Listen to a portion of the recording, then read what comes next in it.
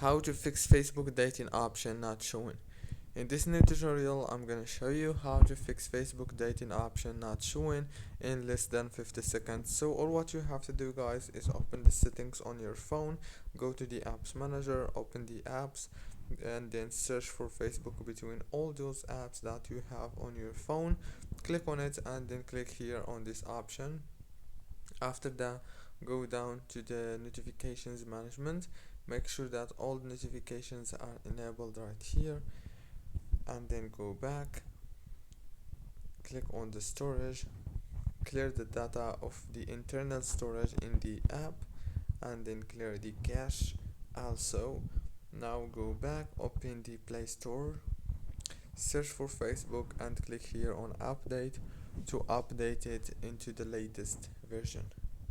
Don't forget to like and subscribe, and thank you very much for watching the video.